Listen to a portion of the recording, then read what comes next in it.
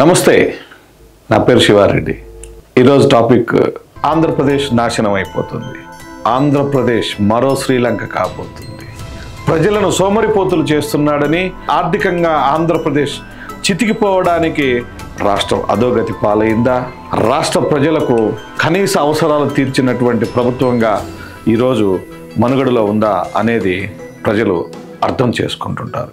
Andhra Pradesh elections, మేనిఫెస్టోలు, రాజకీయ నాయకులు ప్రజలకు ఇచ్చే హామీలు, వాటి తీరుతెన్నులు, గతంలో గత ప్రభుత్వాలు ఎలాంటి హామీలు ఇచ్చాయి, ఎలా అమలు చేశాయి, ఇప్పుడు కొత్తగా ఎలక్షన్స్ దగ్గర పడుతున్న తరుణంలో రాజకీయ పార్టీలు హామీలకు పదులు పెట్టారు.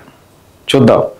తెలుగువారు 2 రాష్ట్రాలుగా విడిపడి, తెలంగాణ, ఆంధ్రప్రదేశ్ 2గా విడిపడిన తర్వాత విడిపడిన ఆంధ్రప్రదేశ్కి ఆనాటికి 1,40,000 కోట్ల రూపాయల అప్పులుగా మనం పత్రికల్లో చూసాం. 2014లో ఆంధ్రప్రదేశ్ అప్పు 1,40,000 కోట్లుగా ఉండగా చంద్రబాబు నాయుడు అధికారంలోకి వచ్చి తను 2019లో దిగిపోయే నాటికి 4,50,000 కోట్ల రూపాయల అప్పులుగా ఉన్నట్టు, తదుపరి మార్చి 2023 నాటికి ఆంధ్రప్రదేశ్ అప్పులు 6,30,000 కోట్లుగా మనం వార్తాపత్రికల్లో చూసాం. ఓకే, అప్పులు, వాటి యొక్క తీరుతెన్నులు ప్రజలకు నేరుగా అవసరం ఉండొచ్చు, లేదా వారికి తెలుసుకోవాల్సిన అవసరం కూడా లేకుండా పోవచ్చు. ఎందుకంటే ప్రజలకు ప్రభుత్వాలు సరైన పాలన అందిస్తే చాలనేటటువంటి పరిస్థితుల్లోనే ఉంటారు. పోతే ఇదంతా ఎందుకు చెప్పుకున్నామంటే, గత 3 ఏళ్లుగా ఆంధ్రప్రదేశ్లో ఏ ప్రతిపక్ష పార్టీ ఎప్పుడు చూసినా ఆంధ్రప్రదేశ్ నాశనం అయిపోతుంది, ఆంధ్రప్రదేశ్లో అభివృద్ధి జరగడం లేదు, ఆంధ్రప్రదేశ్ అధోగతి పాలైంది, ఆంధ్రప్రదేశ్ మరో శ్రీలంక కాబోతుంది. ప్రస్తుత జగన్మోహన్ రెడ్డి ప్రభుత్వం సంక్షేమ పథకాల పేరుతో విపరీతంగా డబ్బులు ప్రజలకు పంచుతున్నాడని, ప్రజలను సోమరిపోతులు చేస్తున్నాడని, ప్రజలు పని లేకుండా, ఏది లేకుండా ప్రభుత్వం ఇచ్చే సొమ్ముతో కాలయాపన చేస్తూ సోమరిపోతులై రాష్ట్రం అధోగతి పాలై ఆర్థికంగా ఆంధ్రప్రదేశ్ చితికిపోవడానికి సిద్ధంగా ఉందనేటటువంటి మాటలు, వ్యాఖ్యానాలు మనకు పత్రికల్లోనూ మీడియాల్లోనూ విపరీతంగా చూసాం. ఏ ప్రతిపక్ష నాయకుడిని ముట్టుకున్నా, అది తెలుగుదేశం పార్టీ కావచ్చు, పవన్ కళ్యాణ్ జనసేన పార్టీ కావచ్చు, బీజేపీ ఎవరు చూసినా రాష్ట్రం అధోగతి పాలైపోయింది, ఏం లేదు, రాష్ట్రం మరో శ్రీలంక, తొందరలో దివాలాకు సిద్ధంగా ఉంది అనేటటువంటి మాటలను మనం ఎన్నో సందర్భాల్లో వందలాది సార్లు విన్నాం. రాష్ట్రం అధోగతి పాలైందా, లేకపోతే రాష్ట్ర ప్రజలకు కనీస అవసరాలు తీర్చినటువంటి ప్రభుత్వంగా ఈరోజు మనుగడలో ఉందా అనేది ప్రజలు అర్థం చేసుకుంటుంటారు. అయితే ఈనాటి మన యొక్క ఈ వివరణలో విషయాలు ఏంటంటే, రాష్ట్రంలో ఆంధ్రప్రదేశ్లో ప్రస్తుతం అమలు చేస్తున్నటువంటి సంక్షేమ పథకాలు ఎన్ని, సంక్షేమ పథకాల వల్ల ప్రజలకు అందుతున్నది ఎంత, ఓకే, సంక్షేమం వల్ల ఉపయోగం ఉందా లేదా, లేకపోతే ఏం చేస్తే అభివృద్ధి చెందుతుంది అనేటటువంటి వివరణలు, విశ్లేషణలు ఏమైనా జరుగుతున్నాయా అంటే లేదు.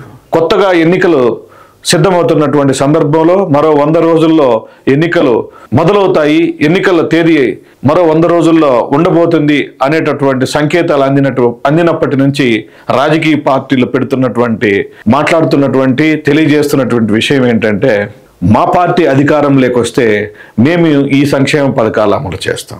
జగన్మోహన్ రెడ్డి గారి ప్రభుత్వం ఎలాంటి సంక్షేమము, ఎలాంటి అభివృద్ధి చేయలేదని ఈరోజు కొత్తగా ఈ రాజకీయ పార్టీలు కొత్త రాగాన్ని ప్రారంభించడం జరిగింది. నిన్నటి వరకు రాష్ట్రాన్ని అధోగతి పాలు చేశాడు, రాష్ట్రం అభివృద్ధి జరగకుండా నాశనం చేశాడన్నటువంటి అదే ప్రతిపక్ష పార్టీలు ఈరోజు అదే సంక్షేమము 2 ఇస్తాం, 3 ఇస్తాం అనేటటువంటి పథకాలతో ప్రజల్లోకి రావడం జరిగింది. ప్రథమంగా చంద్రబాబు నాయుడు గురించి మాట్లాడితే, కర్ణాటకలో ఉచిత బస్సు హామీ సక్సెస్ అయినందున అక్కడి ఉచిత బస్సు పథకాన్ని ఆంధ్రప్రదేశ్లో మేము అధికారంలోకి వచ్చిన వెంటనే మహిళలకు ప్రవేశపెడతామని ఒక మాట చెప్పడం జరిగింది. తర్వాత అదే బాబు గారు బాబుతో భవిష్యత్ గ్యారంటీ అనేటటువంటి ఒక నినాదాన్ని స్టార్ట్ చేసి అదే వాళ్ళు ఒక 6 ప్రధానమైనటువంటి పథకాలను రూపొందించడం జరిగింది. బాబు భవిష్యత్ గ్యారంటీలో భాగంగా పేదలందరినీ సంపన్నులుగా మార్చేస్తాం, పేద కుటుంబాలు అందరూ కూడా ధనవంతులుగా మారిపోతారు అని ఒక స్లోగన్, దాని పేరు పూర్ టు రిచ్ అనేటటువంటి ఒక పథకాన్ని స్టార్ట్ చేశారు. పేదలను ధనవంతులుగా ఎలా చేస్తారో చెప్పరు కానీ మేము చేసేస్తాం అనేటటువంటి ఒక మాట అయితే స్టార్ట్ చేశారు. అయితే బీసీలకు రక్షణగా మేము నిలబడతాం, బీసీలందరినీ మేము ఆదుకుంటాం అనేటటువంటి మరొక నినాదం స్టార్ట్ చేశారు. మూడోది నీరు, ప్రతి ఇంటికి తాగునీరు కుళాయి ఇస్తామనేటటువంటి మరొక పథకం. అది కాకుండా అన్నదాతలకి జగనన్న ఏదైతే జగన్మోహన్ రెడ్డి గారి ప్రభుత్వం ప్రస్తుతం రైతు భరోసా కింద కొంత వ్యవసాయానికి పెట్టుబడి ఇస్తుందో ఆ అమౌంట్కి డబుల్ చేసి అన్నదాత అనేటటువంటి ఒక పథకం తీసుకొచ్చి ప్రతి రైతుకి 20,000 రూపాయల ఆర్థిక సహాయం చేస్తామని చెప్పేసి అదొక పథకం తీసుకొచ్చారు. మరో ముఖ్యమైనటువంటి పథకం ఏంటంటే మహిళా శక్తి కింద మహిళలను ఆకర్షించడానికి ప్రధానంగా మహిళలందరికీ ఇంటిలో ఎంతమంది బిడ్డలు చదువుకుంటుంటే అంతమందికి 15,000 రూపాయలు, ఒక్కొక్కరికి 15,000 రూపాయల చొప్పున ఆర్థిక సహాయం చేస్తామనేటటువంటి, అంటే ఇప్పుడు ఏదైతే అమ్మఒడి అనే పథకం ఆంధ్రప్రదేశ్లో ఉందో ఆ పథకానికి సేమ్ మహిళా శక్తి అనేటటువంటి ఒక పథకం పేరు జోడించి వాళ్లకు ఎంతమంది ఉంటే అంతమంది పిల్లలకు అమౌంట్ వేస్తామని చెప్పడం ఒకటి. మహిళా శక్తి అనేటటువంటి పథకంలో మరొకటి శ్రీనిధి అనే ఒక పథకం. 18 ఏళ్లు నిండిన ప్రతి మహిళకు 1,500 రూపాయలు నేరుగా అకౌంట్లోకి జమ చేస్తామని చెప్పడము. ఇంకొకటి ముఖ్యంగా గ్యాస్ కనెక్షన్లు, ప్రతి ఇంటికి 3 సిలిండర్లను ఉచితంగా ఇస్తామని చెప్పడం. ప్రతి మహిళకి, అంటే కుటుంబంలో ఉన్నటువంటి మహిళకి 3 గ్యాస్ సిలిండర్లను ఉచితంగా ఇస్తామని చెప్పడం. ఇలా తెలుగుదేశం తన ఆకర్షణీయమైనటువంటి ఒక 6 పాయింట్లతో కూడినటువంటి మినీ మేనిఫెస్టోను రీసెంట్గా విడుదల చేసింది.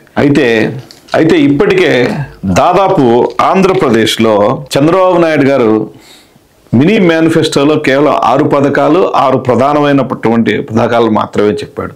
గతంలో 2014 ఎన్నికల సందర్భంలో దాదాపు 609 రకాలైనటువంటి ప్రామిసులు పథకాల రూపంలోనూ హామీల రూపంలోనూ ఇవ్వడం జరిగింది. మరొక ప్రధానమైనటువంటి అంశం ఏంటంటే ఇదే చంద్రబాబు నాయుడు ఆ రోజు, నేను మోస్ట్ ఎక్స్పీరియన్స్డ్ పొలిటీషియన్ని, నేనైతేనే ఈ రాష్ట్రం అభివృద్ధిలోకి తేగలను, కొత్తగా ఏర్పడిన రాష్ట్రాన్ని అనుభవం లేనటువంటి ఏ నాయకుడు కూడా అభివృద్ధిలోకి తీసుకురాలేడు అనేటటువంటి హామీలు, కొన్ని మాటలు చెప్పడం వల్ల ఆనాటి ఆంధ్రప్రదేశ్ ప్రజలు నిజం చంద్రబాబు నాయుడు లాంటి సీనియర్ నాయకుడు, గతంలో ముఖ్యమంత్రిగా చేసినటువంటి అనుభవం ఉన్నటువంటి వ్యక్తి అయితేనే ఈ రాష్ట్రానికి మేలు జరుగుతుందనేటటువంటి ఆనాటి ఆలోచనల ప్రకారం అతనికి ఆ రోజు అధికారం ఇవ్వడం జరిగింది. చెప్పుకోవడానికి చంద్రబాబు నాయుడికే నోటికి రావడం లేదు నేను ఈ పని చేశానని చెప్పి. పేదలందరూ కనీసం ఆత్మస్థైర్యంతో జీవించాలని నవరత్నాలు అనేటటువంటి ఒక స్కీమ్ తీసుకుని పునర్వైభవం కలిగిందని చెప్పవచ్చు.